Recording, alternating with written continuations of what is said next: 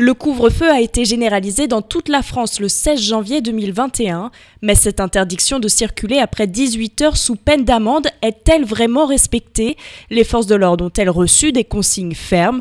Alexis Kinigopoulos et Antoine Bettiloulou ont voulu vérifier. Bonsoir madame, contrôle gendarmerie. Je vais vous demander de bien vouloir me présenter votre attestation dérogatoire ainsi que votre pièce d'identité s'il vous plaît. 20h à Gif-sur-Yvette, les gendarmes sont sur le qui-vive. Les contrôles d'attestation se succèdent et les personnes contrôlées ce soir-là sont en règle. Donc votre déplacement est parfaitement couvert par une des clauses dérogatoires, donc c'est parfait. Pourtant, certains remettent en cause l'utilité de ces attestations. Je les trouve nuls les contrôles. On a tous des excuses pour sortir, quoi. Tout le monde est dehors. Aujourd'hui, c'est super facile d'avoir des attestations. Moi, je le laisse sur mon application, mais les gens, ils les ont comme ils veulent. Une cinquantaine de contrôles ont été réalisés entre 18 et 21 heures. Le lieutenant Plisson a même pu compter sur le soutien d'une brigade venue en renfort. Il est très important pour nous de marquer fortement notre présence sur le terrain, quand nous sommes là pour rappeler à l'ensemble de la population qu'il est nécessaire de limiter strictement ses déplacements et ses mobilités au strict cas prévu par les dérogations. À Gif-sur-Yvette, les contrôles se poursuivront ainsi toute la nuit.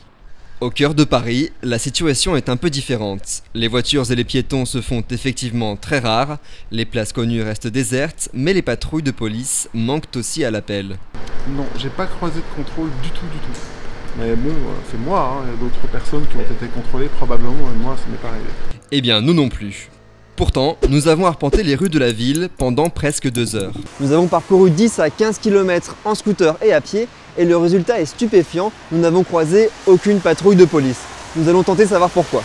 Alors que la préfecture de police a refusé notre demande d'interview, le syndicat Alternative Police nous a répondu. Il considère que les forces de l'ordre doivent prioriser leurs interventions. Le soir, il y a peu d'effectifs puisque la nuit, le nombre d'effectifs dans la police nationale est moins important que le jour. Et de toute façon, on ne peut pas, comme on dit, être au four et au moulin, et que les missions doivent être faites au fur et à mesure des appels que nous recevons sur l'appel 17. Et puis quand on est disponible, qu'on n'est pas envoyé sur une mission, eh bien on effectue ces contrôles.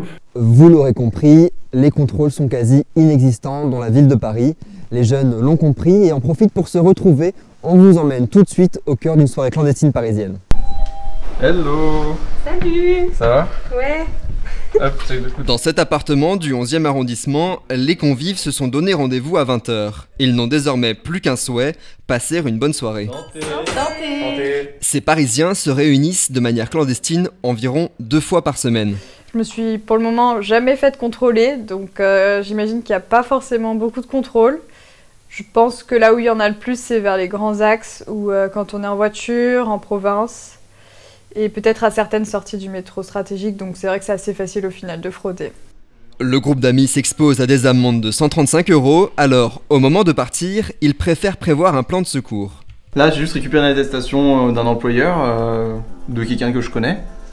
Et avec un simple éditeur, je vais juste modifier le nom et le prénom de la personne et pour pouvoir l'utiliser en fait comme on veut pour pouvoir circuler pendant le couvre-feu. Si les scientifiques préconisent l'instauration d'un 3e confinement, ces jeunes nous l'assurent, ils parviendront tout de même à se retrouver, motivés par le besoin urgent de s'amuser.